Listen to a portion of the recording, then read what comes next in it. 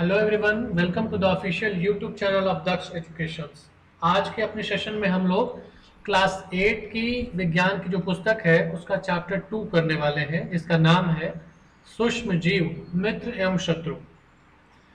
सबसे पहले जानिए सूक्ष्म जीव क्या है। तो सूक्ष्म जीव वो हैं जिन्हें हम अपनी नंगी आंख से नहीं देख पाते हैं, है ना। जैसे आपकी बुक में भी लिखा हुआ है, जिन्हें हम बिना यंत्र की सहायता से केवल आंखों से नहीं देख सकते, उन्हें सूक्ष्म जीव कहा जाता है। उदाहरण के लिए आपने देखा होगा कि वर्षा ऋतु में नम ब्रेड या रोटी सड़ने लगती है तथा इसकी सतह सफेद काले धब्बों से ढक जाती है। आपने भी अपने घर में देखा होगा, रोटी एक दो दिन अगर रखी रह जाए तो उसके ऊपर फफूंदी जम जाती है। इन धब्बों को अगर आवर्धक लेंस माइक्रोस्कोप की सहायता से देखा जाएगा तो ये काले रंग की गोल सूक्ष्म संरचनाएं दिखाई देती हैं, और ये संरचनाएं क्या है? सूक्ष्म जीव है। यही है सूक्ष्म जीव। आगे चलते हैं।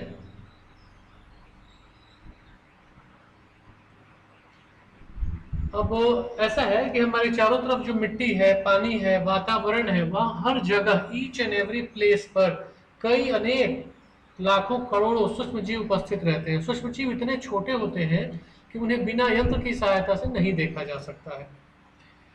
इनमें से कुछ जैसे कि ब्रेड या रोटी पर उगने वाले कवक हो सकते हैं, इनको आवर्धक लेंस, जहां जहां आवर्धक लेंस हो उसका मतलब माइक्रोस्कोप होता है, इस सहायता से देखा जा सकता है। जबकि अन्य बिना सूक्ष्मदर्शी की सहायता से दिखाई नहीं देंगे। यही कारण है कि इन्हें सूक्ष्म जीव कहा जाता है। सूक्ष्म जीवों को मुख्यतः 4 वर्गों में हम बांट सकते हैं। कौन कौन? जीवाणु, कवक, प्रोटोजोआ और शैवाल। ध्यान देने की चीज है, सूक्ष्म जीवों को मुख्यतः 4 वर्गों में बांटा जा सकता है: जीवाणु, कवक, प्रोटोजोआ और शैवाल। नीचे ये सब आपको चित्र में दिखाए गए आगे के पेज में मिलेंगे। विषाणु जो है, विषाणु भी सूक्ष्म जीव होते हैं, परंतु वे अन्य सूक्ष्म जीवों से भिन्न हैं। वे केवल परपोषी में ही गुणन करते हैं, अर्थात जीवाणु पौधों तथा जंतु कोशिका में गुणन करते हैं, जबकि विषाणु जो है वो केवल परपोषी कोशिकाओं में गुणन करते हैं। कुछ सामान्य रोग जैसे कि जुकाम, सर्दी जुकाम, इन्फ्लुएंजा जिसको फ्लू कहा जाता है, अधिकतर खांसी विषाणुओं द्वारा होते हैं। कुछ विशेष रोग जैसे कि पोलियो, खसरा भी विषाणु या वायरस के कारण होता है। आगे अगर हम देखें तो अतिसार, इसको हैजा कहा जाता है, मलेरिया, ये सब प्रोटोजोआ के कारण होने वाले रोग हैं। वही टाइफाइड, क्षय रोग इत्यादि जो है वो जीवाणु के कारण होने वाले रोग हैं। देखिए ये सेक्शन जो अभी हमने हाईलाइट किया कि विषाणु से कौन कौन से रोग होते हैं, जीवाणु से कौन से रोग होते हैं, प्रोटोजोआ से कौन से रोग होते हैं, इनको आपको कॉपी में नोट डाउन कर लेना है। मैंने पहले भी बताया है, एक बार फिर से रिपीट कर रहा हूं कि जब भी आप क्लास करने बैठे, वीडियो को लेकर बैठे, तो बड़ा ध्यान से देखें कि हम क्या क्या हाईलाइट हम लोग कर रहे हैं और उसको नोट डाउन करते जाए। वीडियो को पॉज कर करके उसको नोट डाउन करते जाइए कॉपी में। अब देखिए यहाँ पर विषाणुओं की तस्वीर आपको दिखाई गई है।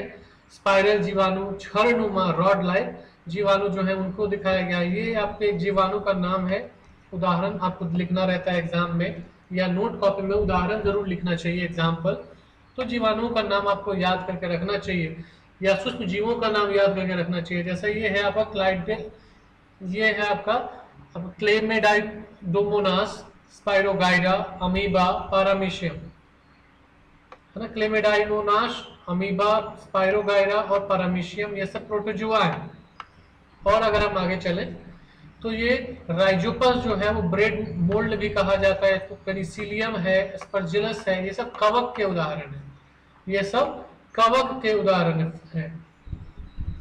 अच्छा, यहाँ पर जो हम देख पा रहे हैं ये चित्र में, ये एक विषाणु है, वायरस जिसको हम कहते हैं, मित्रवत सूक्ष्म जीव। कई सूक्ष्म जीव ऐसे हैं जो हमारे दैनिक कार्यों में, रोज के कार्यों में मित्र की भांति हमारी सहायता करते हैं। जैसे इनका उपयोग जो है दही बनाने, ब्रेड बनाने, केक बनाने इत्यादि कार्यों में किया जाता है। प्राचीन काल से ही सूक्ष्म जीवों का उपयोग अल्कोहल बनाने के लिए भी किया जाता है।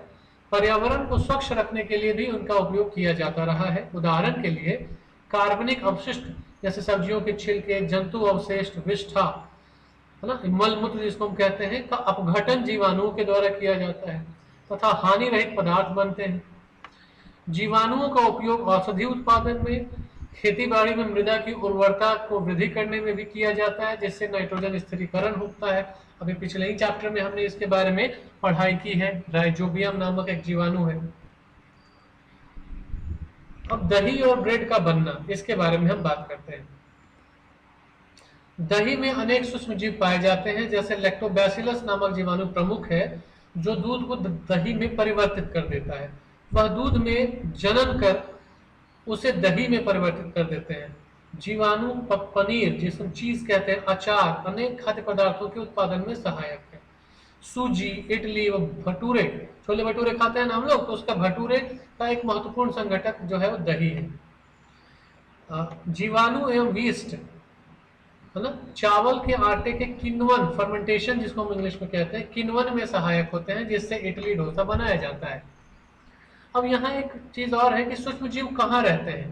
तो आप जान लीजिए, सूक्ष्म जीव एक कोशिकीय हो सकते हैं, जैसे कि जीवाणु, शैवाल, प्रोटोजोआ, और बहुकोशिकीय भी हो सकते हैं, जैसे कि शैवाल और कवक। यह बर्फीली शीत से उष्ण स्रोतों तक हर प्रकार की परिस्थिति में जीवित रह सकते हैं। यह मरुस्थल में भी और दलदल में भी पाए जाते हैं। यह मनुष्य सहित सभी जीव जंतुओं के शरीर के अंदर भी पाए जाते हैं। कुछ सूक्ष्म जीव जो हैं वो दूसरे पर आश्रित होते हैं, जिन्हें परजीवी कहते हैं, जबकि कुछ अन्य जो है वो स्वतंत्र रूप से उनका एग्जिस्टेंस होता है, वो पाए जाते हैं। अमीबा जैसा सूक्ष्म जीव जो है वो अकेले रह सकता है, जबकि कवक एवं जीवाणु जो है वो एक समूह में रहते हैं। आगे चलते हैं।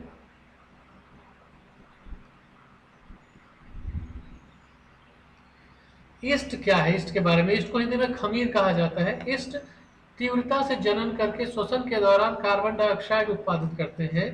गैस के बुलबुले खमीर वाले मैदे का आयतन जो है उसको बढ़ा देते हैं। या बेकिंग उद्योग में ईस्ट का उपयोग का आधार है, जिसमें ब्रेड, पेस्ट्री और केक बनाए जाते हैं। इसमें सबसे ज्यादा ईस्ट का, खमीर का उपयोग किया जाता है। अच्छा, कई सूक्ष्म जीव हैं जिनका वाणिज्य, कमर्शियल यूज भी किया जाता है, वाणिज्यिक उपयोग भी होता है। जैसे देखते हैं, बड़े स्तर पर अल्कोहल, शराब, एसिटिक एसिड के उत्पादन में सूक्ष्म जीवों का उपयोग किया जाता है। जौ, गेहूं, चावल एवं फलों के रस में उपस्थित प्राकृतिक शर्करा, स्टार्च जिसको कहते हैं, में ईस्ट द्वारा अल्कोहल और शराब का उत्पादन किया जाता है।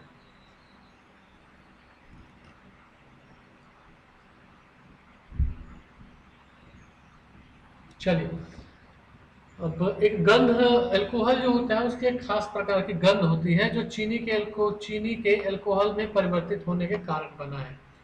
चीनी के अल्कोहल में परिवर्तन की एक क्रिया जो है वो किण्वन या फर्मेंटेशन कहलाती है।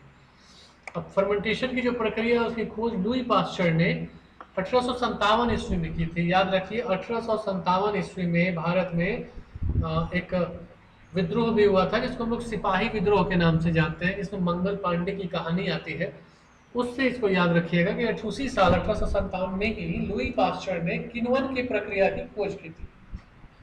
सूक्ष्म जीवों के औषधीय उपयोग भी हैं। जब कभी आप बीमार पड़ते हैं तो डॉक्टर आपको पेनिसिलिन का इंजेक्शन देते हैं, अथवा कोई अन्य प्रतिजैविक एंटीबायोटिक की गोली अथवा कैप्सूल देते हैं। इन औषधियों का स्रोत जो है वो सूक्ष्म जीव है। ये बीमारी पैदा करने वाले सूक्ष्म जीवों को नष्ट कर देती है तथा उनकी वृद्धि को रोक देती है। इस प्रकार की औषधि को प्रतिजैविक अथवा एंटीबायोटिक के नाम से जाना जाता है।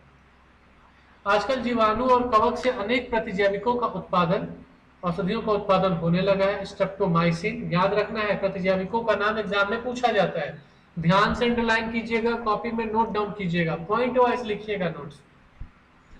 तो हम कुछ प्रतिजैविकों का नाम यहाँ लेने जा रहे हैं। स्ट्रेप्टोमाइसिन, दूसरा टेट्रासाइक्लिन, एरिथ्रोमाइसिन, ये सब सामान्य रूप से उपयोग की जाने वाली प्रतिजैविक है, एंटीबायोटिक है, जिन्हें कवक और जीवाणु से उत्पादित किया जाता है। किसी विशिष्ट प्रकार के सूक्ष्म जीव का संवर्धन करके प्रतिजैविक का उत्पादन किया जाता है, जिन्हें अनेक रोगों में चिकित्सा औषधि के रूप में उपयोग किया जाता है। अब आपके सामने एक बहुत ही मशहूर वैज्ञानिक की तस्वीर है और उनके बारे में बताया भी गया है। सन 1929 में अलेक्जेंडर फ्लेमिंग ने जीवाणु रोगों से बचाव हेतु एक संवर्धन पर प्रयोग कर रहे थे। और इस प्रयोग के दौरान अचानक उन्होंने संवर्धन तस्तरी पर हरे रंग के फफूंद के छोटे बीजाणु देखे। उन्होंने पाया कि यह फफूंद जीवाणु के वृद्धि को रोकते हैं। यह तथ्य पाया कि बहुत सारे जीवाणु फफूंद द्वारा मारे जा चुके थे। इस प्रकार फफूंद से पेनिसिलिन नामक दवाई बनाई गई थी। आगे बढ़ते हैं, पशु आहार एवं कुक्कुट आहार, मुर्गे मुर्गियां बत्तख ये सब जो है, कुक्कुट आहार में भी प्रतिजैविक मिलाए जाते हैं। इनका उपयोग पशुओं में सूक्ष्म जीवों का संचरण रोकना है। प्रतिजैविक का मतलब होता है एंटीबायोटिक। प्रतिजैविक का उपयोग कुछ पौधों के रोग नियंत्रण के लिए भी किया जाता है। अब देखिए यहाँ पर ध्यान रखने की बात है कि डॉक्टर की सलाह पर ही प्रतिजैविक एंटीबायोटिक दवाइयां लेनी चाहिए तथा उस दवा का कोर्स भी पूरा करना चाहिए। यदि आप प्रतिजैविक उस समय लेंगे जब उसकी आवश्यकता नहीं है, तो अगली बार जब आप बीमार होंगे, आपको प्रतिजैविक की आवश्यकता होगी, तो वह उतना प्रभावी नहीं होगा। ध्यान रखना है। इसके अतिरिक्त अनावश्यक रूप से ली गई प्रतिजैविक शरीर में उपस्थित उपयोगी जीवाणु को भी नष्ट कर देती है। सर्दी, जुकाम और फ्लू में प्रतिजैविक प्रभावशाली नहीं है, क्योंकि यह रोग विषाणु के द्वारा होते हैं। अब हम बात करेंगे वैक्सीन पर। वैक्सीन जिसको टीका के नाम से जानते हैं। अभी वर्तमान में कई प्रकार के जो टीके हैं वो शिशु का जन्म होने के बाद से लगाए जाते हैं। कोरोना के समय कोरोना का टीका, कोरोना के ये वैक्सीन भी एडल्ट लोगों को भी, वृद्ध लोगों को भी और जो युवा है उनको भी लगाए गए और लगाए जा रहे हैं। इनके बारे में बात करते हैं। जब रोग कारक सूक्ष्म जीव हमारे शरीर में प्रवेश करते हैं तो उनसे लड़ने के लिए हमारा शरीर प्रतिरक्षी एंटीबॉडी, जिसको कहते हैं इंग्लिश में, उत्पन्न करता है।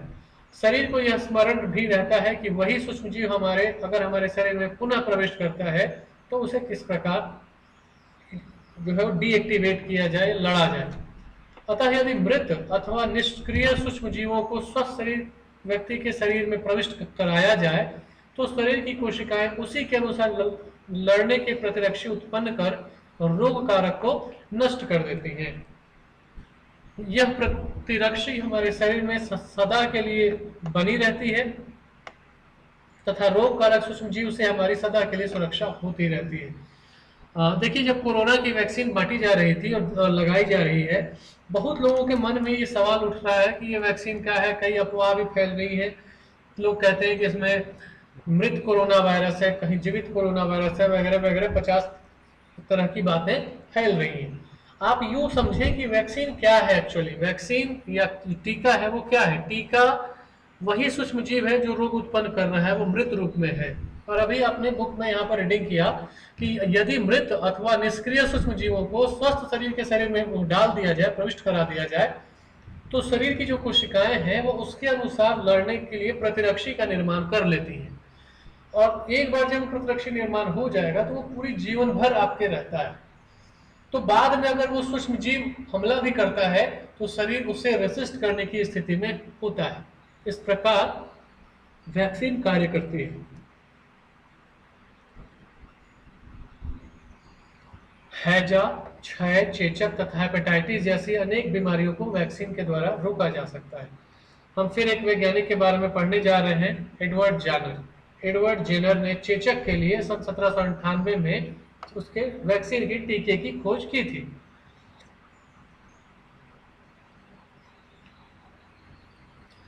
आपको भी कई प्रकार के टीके लगाए गए होंगे। पल्स पोलियो का टीका आपने लगवाया होगा। तो आगे बढ़ते हैं। चेचक के विरुद्ध विश्वव्यापी अभियान चलाया गया, जिसके परिणाम स्वरूप विश्व के अधिकांश भागों से चेचक का उन्मूलन हो गया। आजकल सूक्ष्म जीवों से टीके का उत्पादन बड़े पैमाने पर किया जाता है, जिससे मनुष्य एवं अन्य जीव जंतुओं को रोगों से बचाया जा सकता है। अच्छा, सूक्ष्म जीव जो है वो मिट्टी की उर्वरता में भी वृद्धि करते हैं। ठीक है, कई जीवाणु जो हैं, कई जीवाणु एवं नील हरे शैवाल, ब्लू ग्रीन एल्गी जिसको कहा जाता है, वायुमंडलीय नाइट्रोजन का स्थिरीकरण कर सकते हैं। इस प्रकार मृदा में नाइट्रोजन का संवर्धन होता है तथा उसकी उर्वरता में वृद्धि होती है। इन्हें सामान्यतः जैविक नाइट्रोजन स्थिरीकारक कहा जाता है और इस पूरी प्रक्रिया को नाइट्रोजन स्थिरीकरण कहा जाता है। आगे बढ़ते हैं। नाइट्रोजन स्थिरीकारक जो है वो साइनोबैक्टीरिया उनको कहा जाता है या नीलहरित शैवाल कहा जाता है।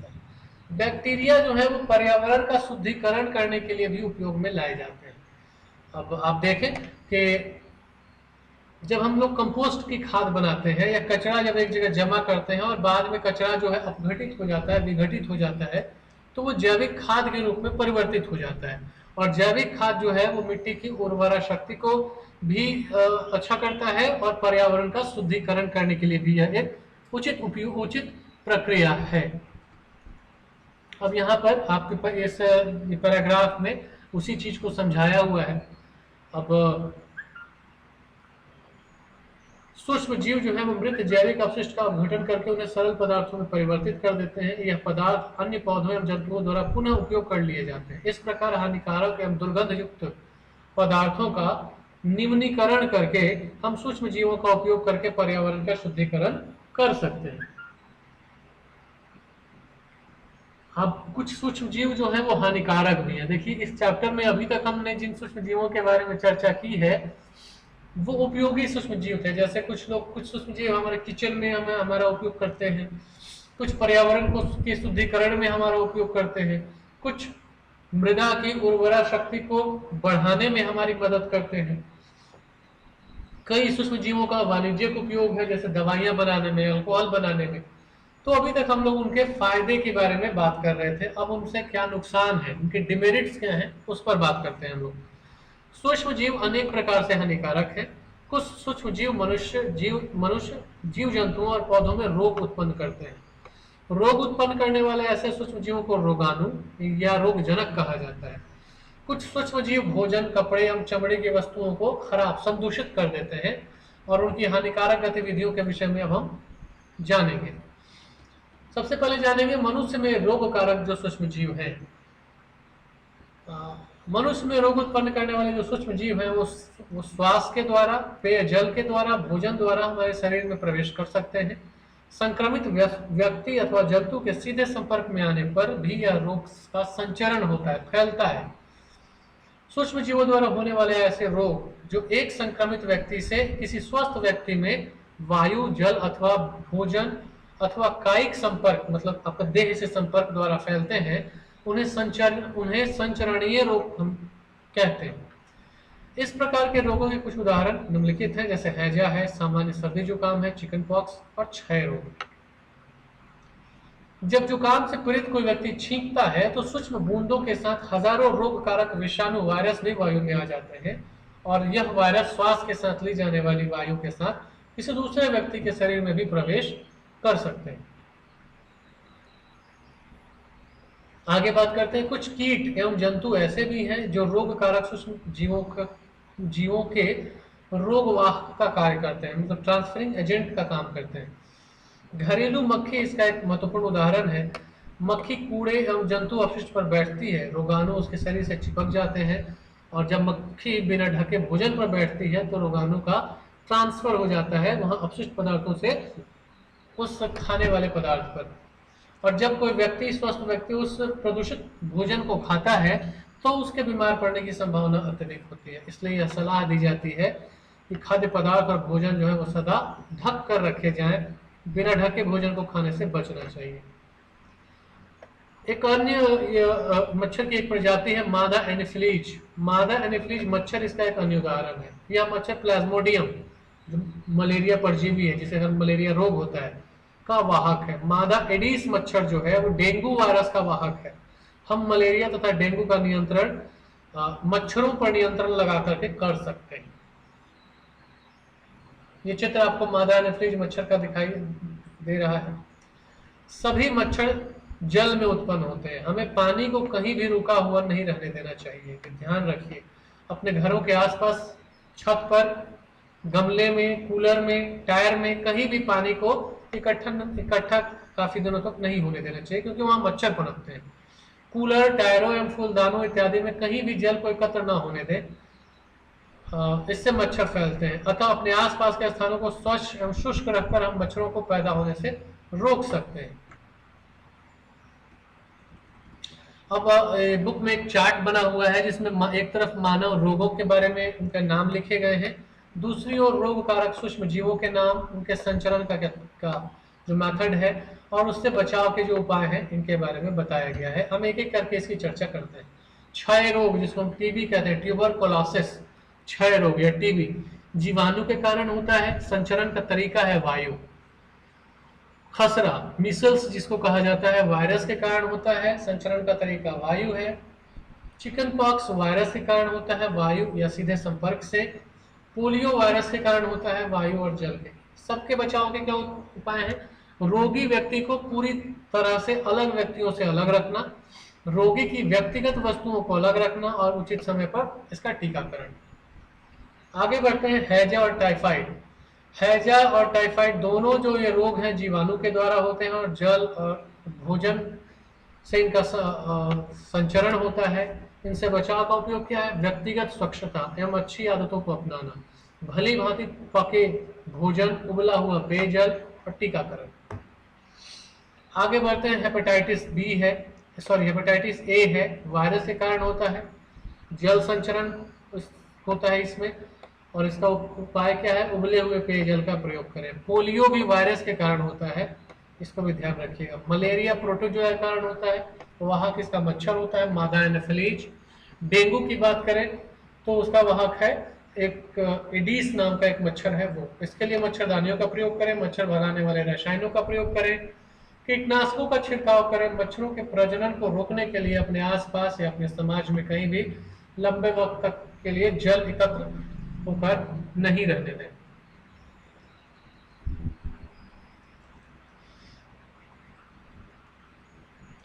अनेक सूक्ष्म जीव केवल मनुष्य एवं पौधों में ही रोग के कारक नहीं है, वरन यह दूसरे जंतुओं में भी रोग उत्पन्न करते हैं। पहले एक वैज्ञानिक के बारे में देख लेते हैं, रॉबर्ट कोच। इन्होंने 1876 में बेसिलस एंथ्रेक्स नामक जीवाणु की खोज की जो पशुओं में एंथ्रेक्स रोग का कारक है। एंथ्रेक्स रोग उत्पन्न करते हैं ये लोग। उदाहरण के लिए एंथ्रेक्स मनुष्य एवं मवेशियों में होने वाला यह है घातक भयानक रोग है जो जीवाणु द्वारा होता है। गाय में खुर एवं मुंह का रोग वायरस द्वारा होता है।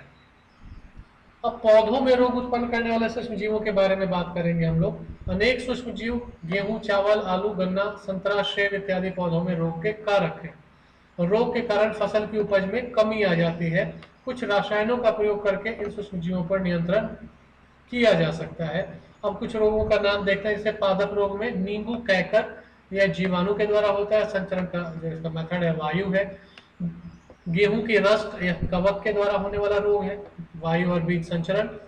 भिंडी की पीत वायरस है के कारण होता है यह, और इसका संचरण कीटाणुओं के द्वारा होता है। आगे बात करेंगे हम लोग खाद्य विषाक्तन, फूड पॉइजनिंग। फूड पॉइजनिंग क्या है? देखिए क्या है कि कई बार ऐसा होता है कि हमने कुछ खाना खाया या मार्केट में कुछ स्ट्रीट फूड लेकर खाया, ठेले खोमचे वालों से कुछ लेकर खाया, या किसी होटल में खाया या अपने घर का ही खाना खाए और अचानक उसके बाद उल्टी वगैरह होने लगी और बाद में स्थिति खराब होने के बाद जब हम डॉक्टर के पास गए तो डॉक्टर ने कहा कि फूड पॉइजनिंग हुई है। फूड पॉइजनिंग क्या है? फूड पॉइजनिंग के बारे में बात करते हैं। सूक्ष्म जीवों द्वारा संदूषित मतलब प्रदूषित एक तरह से आप कह लें भोजन करने से खाद्य विषाक्तन फूड पॉइजनिंग हो सकता है। हमारे भोजन में उत्पन्न होने वाले सूक्ष्म जीव कभी कभी विषैले पदार्थ भी उत्पन्न करते हैं और यह भोजन को विषैला बना देते हैं, जिसके सेवन से व्यक्ति भयंकर रूप से रोगी हो सकता है अथवा कभी कभी उसकी मृत्यु भी हो सकती है। डेंजरस है।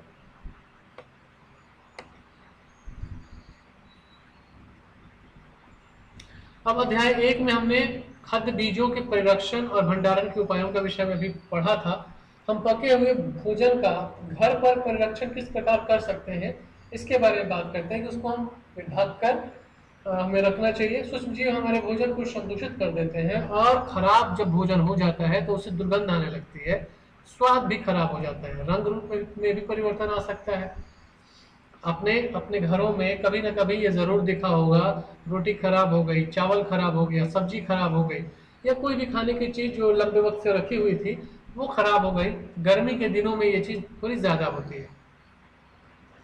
कई बार हम ये भी देखते हैं कि फल फूल जो है खाने के लिए घर में रखे जाते हैं वो रखे रखे खराब हो जाते हैं, सड़ जाते हैं। आप ये भी जानते हो कि आम जो है वो खराब हो जाता है, सड़ जाता है, लेकिन आम का अचार जल्दी नहीं खराब होता है। क्या कारण है? कारण है रासायनिक उपाय। नमक एवं खाद्य तेल का उपयोग सूक्ष्म जीवों के वृद्धि रोकने के लिए सामान्य रूप से किया जाता है, अतः इन्हें परिरक्षक कहा जाता है। हम नमक अथवा खाद्य अम्ल का प्रयोग अचार बनाने में करते हैं, जिससे कि सूक्ष्म जीवों में वृद्धि नहीं होती है। सोडियम बेंजोएट और सोडियम मेटाबाइसल्फाइड नामक परिरक्षक है, ये सामान्य परिरक्षक है। जैम और स्क्वैश बनाने में इन रसायनों का उपयोग उन्हें सड़ने से बचाने के लिए किया जाता है।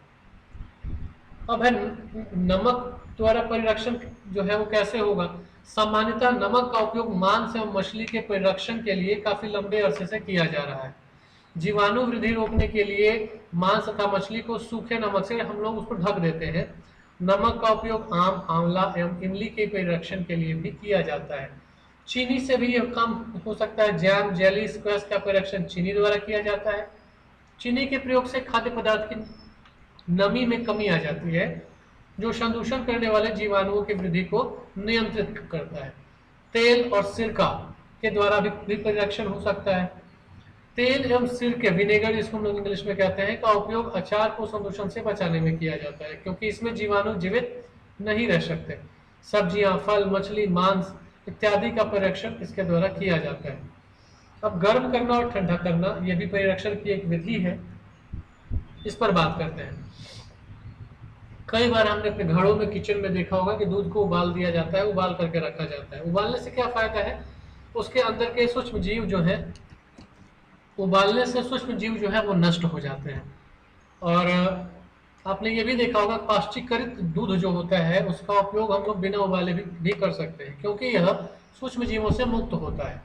पाश्चीकरण कैसे होता है किसी दूध का, तो इसके लिए दूध को, याद रखिएगा परीक्षा में ये पूछा जाता है, इसके लिए दूध को 70 डिग्री सेल्सियस पर 15-30 सेकंड के लिए हम लोग गर्म करते हैं, खौलाया जाता है।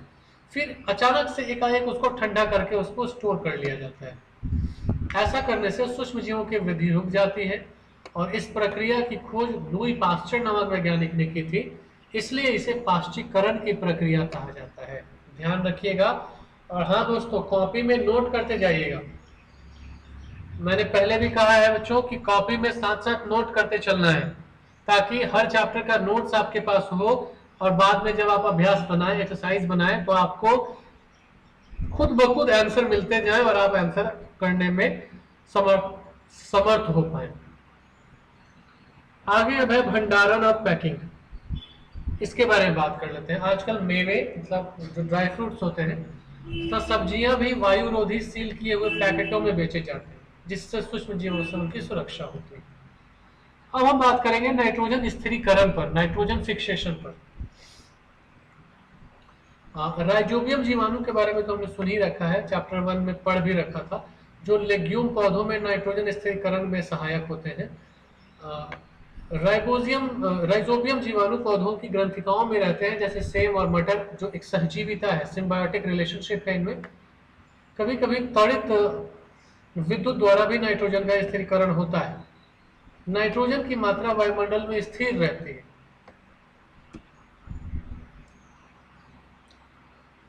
जो भी लेग्यूमिनस पौधे हैं, लेग्यूमिनस पौधों के कहने का मतलब है दलीय पौधे या दलहन के पौधे, उन सब की जड़ों में राइजोबियम नामक एक बैक्टीरिया, एक जीवाणु पाया जाता है, जो वायुमंडल के नाइट्रोजन को स्थिरीकरण, फिक्सेशन करता है, ताकि पौधे उसको मिट्टी से वापस एब्जॉर्ब कर पाए। अब हम पढ़ेंगे नाइट्रोजन चक्र के बारे में, नाइट्रोजन साइकिल जिसको कहते हैं हम इंग्लिश में। हमारे वायुमंडल में करीब 78% नाइट्रोजन गैस है। नाइट्रोजन सभी सजीवों का आवश्यक संघटक है, जो प्रोटीन, पर्णरेख जिसको क्लोरोफिल कहा जाता है, न्यूक्लिक एसिड एवं विटामिन में उपस्थित होता है। इन सभी में नाइट्रोजन होता है। पौधे एवं जंतु वायुमंडलीय नाइट्रोजन का उपयोग सीधे से नहीं कर पाते हैं। मिट्टी में उपस्थित जीवाणु और नील हरित शैवाल वायुमंडलीय नाइट्रोजन का स्थिरीकरण करके नाइट्रोजन यौगिकों में परिवर्तित कर देते हैं। जब नाइट्रोजन इस प्रकार उपयोगी यौगिकों में परिवर्तित हो जाता है, तो पौधे इसका उपयोग मिट्टी से अपने जड़ के द्वारा अवशोषित करके कर पाते हैं। इसके पश्चात अवशोषित नाइट्रोजन का उपयोग प्रोटीन एवं अन्य यौगिकों के संश्लेषण में होता है, जो पौधों द्वारा किया जाता है। पौधों पर निर्भर रहने वाले जंतु उनसे प्रोटीन एवं अन्य नाइट्रोजनी यौगिक पदार्थ प्राप्त करते हैं। पौधे एवं जंतुओं के मृत्यु के बाद मिट्टी में उपस्थित जीवाणु और कवक जो है वो नाइट्रोजनी अपशिष्ट को नाइट्रोजनी यौगिकों में पुनः परिवर्तित कर देते हैं, जो पौधों द्वारा पुनः उपयोग में लाया जाता है। कुछ विशेष जीवाणु नाइट्रोजनी यौगिकों को नाइट्रोजन गैस में परिवर्तित कर देते हैं, जो वायुमंडल में चली जाती है। परिणाम ये होता है कि वायुमंडल में नाइट्रोजन की मात्रा लगभग स्थिर रहती है। अब इस पूरी प्रक्रिया को एक नाइट्रोजन साइकिल के द्वारा हम देखेंगे, एक एरो डायग्राम करके देखेंगे। देखिए बच्चों, जब भी परीक्षा में नाइट्रोजन चक्र के बारे में लिखने के लिए आए तो आप ये ध्यान रखेंगे, प्रश्न का उत्तर लिखने के साथ साथ आप ये एरो डायग्राम वहां जरूर बनाइएगा। एरो डायग्राम बनाने से मार्क्स भी अच्छे मिलेंगे और आपको पूरी प्रक्रिया जो है वो कंठस्थ याद भी रहेगी। एक एक करके देखते हैं हम। यहाँ वायुमंडलीय नाइट्रोजन है, ये त्वरित मतलब बिजली द्वारा नाइट्रोजन स्थिरीकरण हो रहा है। वायुमंडलीय नाइट्रोजन का जीवाणु एवं नीले हरे शैवालों द्वारा स्थिरीकरण हो रहा है।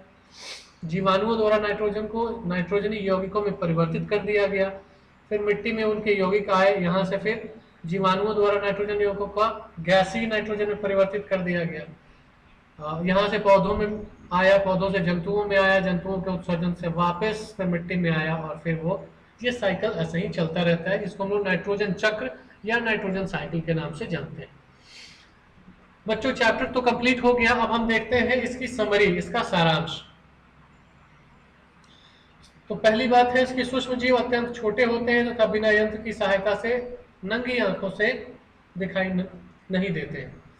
यह बर्फीले शीत मौसम से लेके उस झरनों से लेकर के मरुस्थल, दलदल, हर प्रकार के वातावरण पर्यावरण में जीवित रह सकते हैं और हर जगह पाए जाते हैं। मिट्टी में, जल में, वायु में, पौधों में, जीव जंतुओं के शरीर में, इवन मनुष्यों के शरीर में भी जीवाणु और सूक्ष्म जीव पाए जाते हैं। एक कोशिकीय भी हो सकते हैं और बहुकोशिकीय भी ये हो सकते हैं।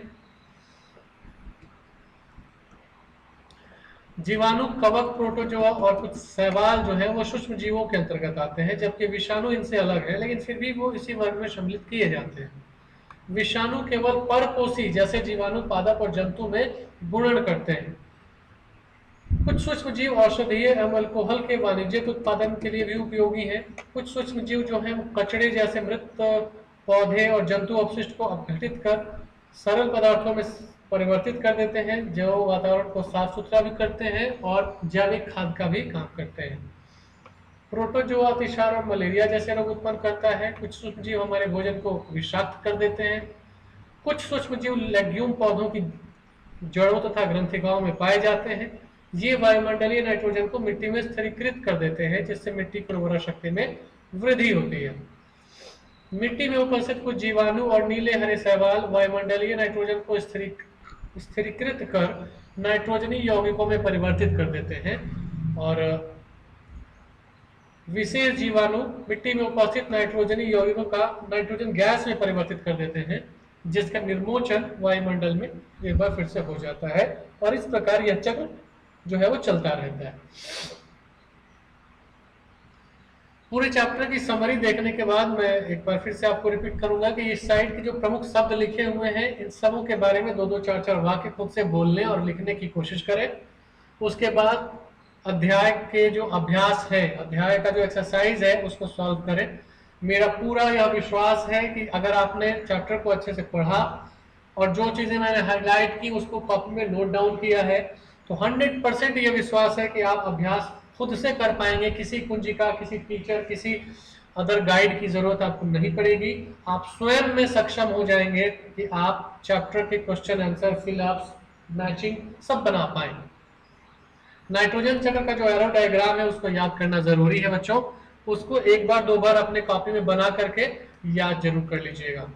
तो ये रहा आज का क्लास। आज का क्लास अब यहीं पर हम लोग समाप्त करते हैं। क्लास आप लोगों को कैसा लग रहा है इसकी फीडबैक जरूर लिखिएगा, क्योंकि क्लास में अगर कोई कमी होगी तो फिर हम लोग उसको और ठीक करेंगे। तब तक के लिए थैंक यू वेरी मच। मिलते हैं अगले वीडियो में।